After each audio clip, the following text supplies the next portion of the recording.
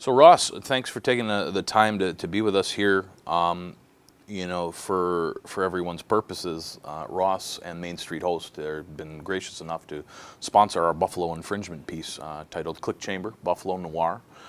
Justin and I wrote it. It's a story that I came up with a long time ago that we've expounded on.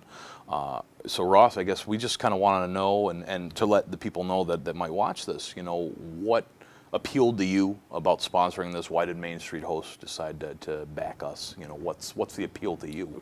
Well, first of all, I know, there are 3 of Main Street Host employees. You guys have worked hard on it, and just to support you guys is the first thing. Second thing is, love getting our name out there locally, and it's nice to see these kind of things, whether it be for, theater, sporting events, anything like that. So something like that comes across your desk, and you're eager to do that. Correct. I'd never been a part of something like that, and our company's never really been a part of something like that. So it's cool to try some new stuff, and it's an added bonus that you guys are the ones that are throwing it. It's definitely something rewarding knowing that we can come to you with something, say, hey, we could use some help with this. What do you think?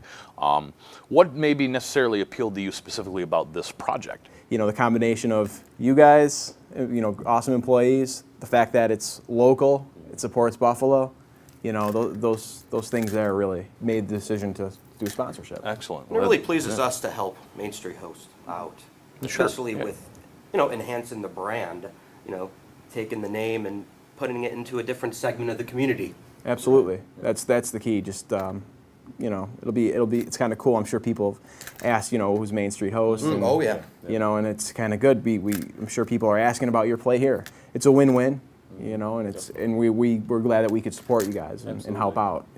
Yeah, a lot of people, we've actually had a lot of generous support from people that worked here. As the company's grown over the years, even in the time that I've been here, there's always accessibility in that sense. I mean, there's not every place that you can go and say, hey, Vice President of the company, how about you help us out with this? And the Vice President says, type something up for me and show it to me. And that's really all it took. I think that's kind of the spirit of Buffalo, too, in the essence that, people here want other people from here to do well. Absolutely. I think there's a legitimacy to that. Even with the economy and everything else, and the Bills can't win and the Sabres can't win. We always want who? Yeah, right. Exactly. But I think it's legitimate that people from here always want other people to do well. Absolutely. And that's kind of some of the support we've received, and it kind of mirrors what we're talking about right here with you with Main Street Host. So, and just so you're aware, what your contribution, what Main Street Host sponsorship helped pay for was visual effects, the makeup, just props and things that help create the atmosphere of the set, posters, everything like that. So it's just gone into right all into the production. No dime has been wasted. It's all been, Well, it's good that we could support you guys and support the city of Buffalo and the theater and. Well, and I think it's important too, because I think the Buffalo Infringement Festival is such a huge thing, and there's so many artists that get to do something that they might never get to do otherwise, or you just take some initiative. And this kind of started out, we had a plan in mind, and we wanted to do it as more than just something that was, we'll see how it goes. I mean, we had some legitimacy to it, and we had some ideas for it, but it's really kind of taken on a life of its own. It has, and it's going to be bigger.